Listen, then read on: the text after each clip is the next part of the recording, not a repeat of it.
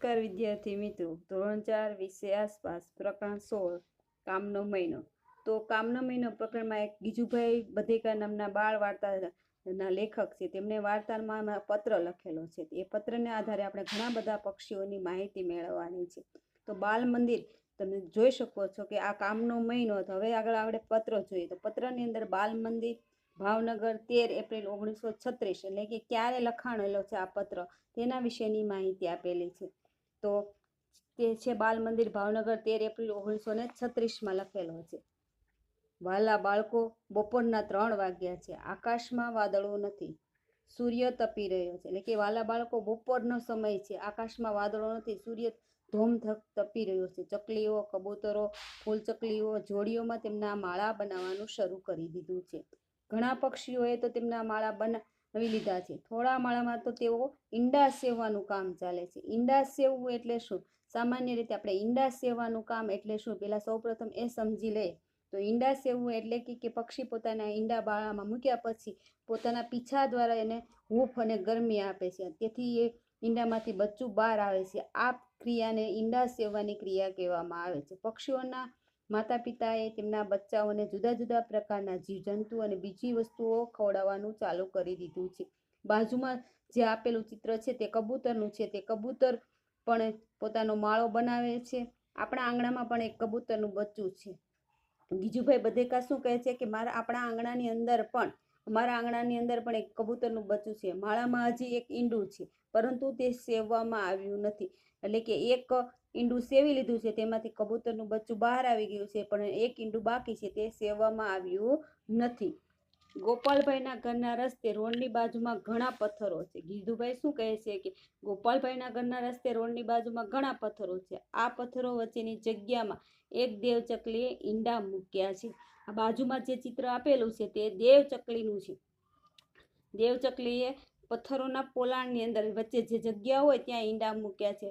બચ્ચુભાઈએ મને તે બતાવ્યા. અને ગીજુભાઈ શું કહે છે? એમના મિત્રનું નામ બચ્ચુભાઈ છે. બચ્ચુભાઈએ તે મને બતાવ્યા. મેં દૂરબીન વડે તે જોયા. દૂરબીન એટલે શું કે દૂરબીન એક એવું સાધન છે કે જેના દ્વારા આપણે દૂરની વસ્તુઓ સરળતાથી જોઈ શકીએ છીએ અને મોટી જોઈ શકીએ છીએ.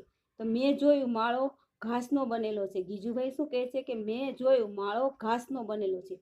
તેની ટોચ ઉપર નરમ ડાળીઓ, મૂળ, ઊન, વાળ અને પીંજેલું રૂ હતું. એટલે કે એમણે જોયું કે દેવચકલીએ માળો બનાવવા માટે શેનો ઉપયોગ કર્યો હતો? તો કે નરમ ડાળીઓ, મૂળ, ઊન, વાળ અને પીંજેલું રૂ. આ રીતે દેવચકલીએ તેનો માળો બનાવ્યો છે. તેના બચ્ચાઓ માટે કેવું નરમ અને ઉફાળું ઘર. દેવચકલીએ કેવું ઘર બનાવ્યું? તેના બચ્ચા માટે નરમ અને ઉફાળું ઘર. દેવચકલી કાગડા જેવી નથી. બાજુમાં જે ચિત્ર આપેલું છે તે કાગડાનું છે. દેવચકલી કાગડા જેવી નથી. કાગડાનો માળો બધા પ્રકારની વસ્તુઓથી બનેલો હોય છે. તે કાગડો તેના માળાની અંદર તાર અને લાકડાનો પણ ઉપયોગ કરતો હોય છે. તેથી કાગડાનો માળો એ ઉફાળો હોતો નથી, જ્યારે દેવચકલીનો માળો ઉફાળો અને નરમ હોય છે. તો મેં દેવચકલીના માળામાં બચ્ચું પણ જોયું. ગીજુભાઈ કહે છે કે મેં દેવચકલીના માળામાં બચ્ચું પણ જોયું. તેની ચાંચ પોળી રાખીને બેઠું હતું. તેની મોં અંદરથી લાલ હતું. એટલે સામાન્ય રીતે જ્યારે ઈંડામાંથી બચ્ચું બહાર આવે ત્યારે એકદમ નાનું હોય છે. તે ઉડી શકતું નથી કે ક્યાંય પણ જઈ પોતાનો ખોરાક જાતે મેળવી શકતું નથી. તેને માતા ઉપર એટલે કે પોતાના માતા પિતા ઉપર આધાર રાખતું હોય છે. તો એના માટે તેનું મોં અંદરથી લાલ હતું. મોં ખુલ્લું રાખીને બેઠું હતું. એટલી વારમાં દેવચકલી ઉડતી ઉડતી માળામાં આવી અને બચ્ચાની ખુલ્લી ચાંચમાં કંઈક મૂક્યું. કદાચ થોડાક નાના જીવજંતુ હશે. ગીધુભાઈએ એવું અનુમાન લગાવ્યું કે કદાચ નાના થોડાક જીવજંતુ છે. ત્યાં સુધીમાં સાંજ પડવા આવી હતી. દેવચકલી તેના બચ્ચાઓ સાથે માળામાં ગોઠવાઈ ગઈ હતી. બાજુમાં આપેલું ચિત્ર કોયલનું છે. તમે જાણો છો કે કોયલ ખૂબ જ મધુર ગાય છે. તમે જાણો છો કે કોયલ પોતાનો માળો બનાવતી નથી. તે ખૂબ જ આળસુ છે. માળો પોતાની જાતે બનાવતી નથી. તે તેના ઈંડા કાગડાના માળા મૂકે છે. કારણ કે કોયલ અને કાગડાનો રંગ બંનેનો કેવો છે? કાળો છે. કોયલ પોતાનો માળો જાતે બનાવતી નથી, એટલા માટે એ પોતાના ઈંડા કાગડાના માળામાં મૂકે છે. કાગડાને ખબર હોતી નથી. ઈંડા પણ બંનેના એક સરખા જેવા જ હોય છે. જ્યારે કાગડાને પોતાના ઈંડા સાથે તેના ઈંડા પણ સેવે છે. જ્યારે સેવે ત્યારે ખબર પડે છે કે આ તો કોયલના બચ્ચા છે. ત્યારે આ રીતે કોયલ પોતાનો માળો બનાવતી નથી. ત્યાર પછી આ બાજુમાં આપેલું ચિત્ર દેખાય છે તે કંસારો, બારબેટ. બારબેટ નામનું પક્ષી છે. નજીકમાં એક નાનું વૃક્ષ છે. તેની ડાળી પર માળો લટકે છે. પક્ષીઓ અદ્ભુત રીતે જુદા હોય છે. દરેક પક્ષીઓની ખાવા પીવાની રીત, એના પક્ષીઓના પંજા, ચાંચ વગેરેમાં વિવિધતા હોય છે. કાગડો એનો માળો વૃક્ષ પર ઊંચે બનાવે છે. કબૂતર તેનો માળો થોરના કાંટાઓમાં અથવા મહેંદીની વાડમાં બનાવે છે. ચકલીઓ આજુબાજુમાં બધે આપણા ઘરમાં અને બહાર પણ જોવા મળે છે. તે તેનો માળો ગમે ત્યાં બનાવી દે છે. કબાટની ટોચ પર, અરીસા પાછળ, સાદલી પર, કબૂતર પર તેનો માળો આ રીતે તેઓ માળો બનાવી ઘણીવાર જૂના અને ઉજ્જડ મકાનોમાં પણ કબૂતર પોતાનો માળો બનાવે છે. કંસારા પક્ષીનો ટક ટક અવાજ ઉનાળામાં સંભળાય છે. કંસારા પક્ષી છે એ પોતાની ચાંચ વડે લાકડાના વૃક્ષના થડની અંદર ટક ટક અવાજ કરી અને વૃક્ષના થડના અંદર કાણું પાડી અને તે પોતાનો માળો બનાવે છે. તે તેનો માળો વૃક્ષના થડમાં કાણું કરી બનાવે છે. આ બાજુમાં આપેલું ચિત્ર છે તે દરજીડો છે અને આ માળો બતાવેલો છે તે માળો છે. જેવી રીતે દરજી કપડાં સીવે છે તેવી રીતે દરજીડો 2 પાંદડાને સીવીને જાળીઓમાં માળો બનાવે છે. તે તેણે બનાવેલા પાંદડાઓની ગળીમાં ઈંડા મૂકે છે અને તેમાં જ તેના બચ્ચાનો ઉછેર કરે છે. આ તેનો માળો છે. તો ત્યારબાદ આવે છે ફૂલસંગડી. ફૂલસંગડી નામનું પક્ષી છે. એનો માળો તમે જોઈ શકો છો. બાજુમાં ચિત્રમાં આપેલો છે તે એનો માળો છે. તે ક્યાં માળો બનાવે તો ફૂલસંગડી તેનો માળો વૃક્ષની નાની ડાળીઓમાં અથવા તો ઝાડીઓમાં લટકતો બનાવે છે. તે સાંજે અમે ફૂલસુંગડીનો માળો જોયો. ગીજુભાઈ કહે છે કે સાંજે અમે ફૂલસુંગડીનો માળો જોયો. તેનો માળો શાનો બનેલો છે તમે અનુમાન કરી શકો છો? તો તમે અનુમાન કરી શકો તેનો માળો શાનો બનેલો છે. તેના માળામાં વાળ, ઘાસ, પાતળી સળીઓ, સૂકા પાંદડાઓ, પીંજેલું રૂ, ઝાડની છાલના ટુકડા, કપડાના ચીથરા અને કરોળિયાના ઝાડા હોય છે. સામાન્ય રીતે ફૂલસુંગડીના માળામાં આ બધી વસ્તુઓનો સમાવેશ કરી એ પોતાનો માળો બનાવે છે. જ્યારે મેં દૂરબીન વડે જોયું, એટલે ગીજુભાઈ ફરીથી પાછો દૂરબીનનો ઉપયોગ કર્યો. જ્યારે મેં દૂરબીન વડે જોયું, માળામાં બચ્ચા જોઈ શકાતા હતા. તે માળાના નાના મુખ આગળ બેઠા હતા. તે તેની માતા ખાવાનું લઈને આવે તેની રાહ જોતા બેઠા હતા. તે બીજું શું કરી શકે? ફક્ત ખાય અને સૂવે. કારણ કે તે ઉડી તો શકતા નથી, ખોરાક જાતે મેળવી શકતા નથી, એટલે એની માતાની રાહ જોઈ અને માળાના મુખ આગળ બેઠા હતા.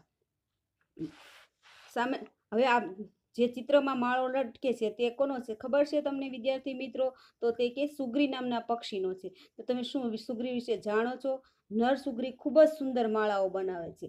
સામાન્ય રીતે નર સુગ્રી માળા બનાવે છે. માદા સુગ્રી માળા બનાવતી નથી. તે શું કરે છે? માદા સુગ્રી બધા માળાઓનું નિરીક્ષણ કરે છે. સૌથી સારો માળો જે હોય તેની પસંદગી કરી અને તેમાંથી તે ઈંડા મૂકવાનો નિર્ણય કરે છે.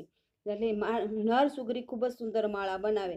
આ રીતે તે પોતાનો માળો બનાવે ને આ સુંદરમાં સુંદર માળો બનાવતું હોય તો એ સુગ્રી નામનું પક્ષી છે એ સુંદર બધા કરતાં સુંદરમાં સુંદર ગૂંથણી કરી અને એનો માળો બનાવે છે. બધા પક્ષીઓમાં આ દિવસોમાં ખૂબ જ વ્યસ્ત છે.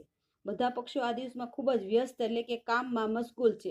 પહેલું સોપાન એટલે કે પહેલું પગથિયું છે માળા બનાવવાનું અને ફક્ત ઈંડા મૂકવાનું. આટલા બધા પ્રયત્નોથી બનાવેલા માળામાં બચ્ચાઓને ઉછેરવા ખૂબ જ મુશ્કેલ કામ છે. ખૂબ જ પ્રયત્ન કરી પહેલું સોપાન કયું છે તો કે ખૂબ જ પ્રયત્ન કરી માળા બનાવવા અને ઈંડા મૂકવાનું. આ પ્રયત્ન પ્રથમ સોપાન પૂર્ણ થયા બાદ બચ્ચાઓને ઉછેરવા એ ખૂબ જ મુશ્કેલ કામ છે. સામાન્ય રીતે એ લોકોને ઉછેરવા માટે બીજા પ્રાણીઓથી બચાવવા પડે. કોઈ પ્રાણી એમના ઈંડાને ચોરી જાય અથવા ફોડી નાખે, માળો તોડફોડ કરી નાખે તો એટલા માટે બચ્ચાઓને ઉછેરવા એ ખૂબ જ મુશ્કેલ કામ છે. પક્ષીઓ માટે કેટલાક માણસો અને બીજા પ્રાણીઓ દુશ્મનો જેવા હોય છે. જેમ કે એના માટે કાગડાઓ અને ખિસકોલીઓ, બિલાડીઓ અને ઉંદરો આ બધા શું કરે છે? એમના ઈંડાને ચોરી કરવાની તકો શોધતા હોય છે. ઘણીવાર તે માળા તોડી પણ નાખે છે. પોતાની જાતને મુશ્કેલીથી બચાવવા, ખાવાની શોધમાં, માળો બનાવવામાં, ઈંડાઓ સેવવામાં અને બચ્ચાઓને સાવચેતીથી ઉછેરવા વગેરે દરેક પક્ષી માટે કસોટી જેવું છે. સામાન્ય રીતે આપણને એમ થાય કે પક્ષીની છે ને કસોટી, પરંતુ જેવી રીતે માણસ પણ મુશ્કેલીમાં આવે તેવી રીતે પક્ષીઓને પણ મુશ્કેલથી બચવું પડે, ખાવાની શોધ કરવી પડે, માળો બનાવવો પડે, ઈંડાઓ સેવવા અને બચ્ચાઓને સાવચેતીથી ઉછેરવા વગેરે દરેક પક્ષી માટે કસોટી જેવું છે.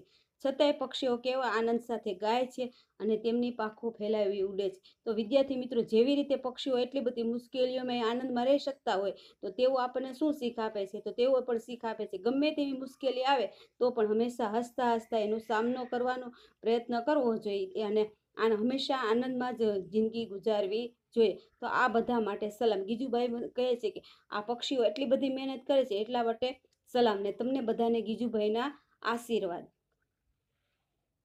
વિડીયો પસંદ આવ્યો હોય તો અમારા આ વિડીયોને લાઈક કરો, શેર કરો અને કોમેન્ટ કરો તથા અમારી ચેનલને સબસ્ક્રાઈબ કરો અને બેલ આઇકન દબાવવાનું ચૂકશો નહીં.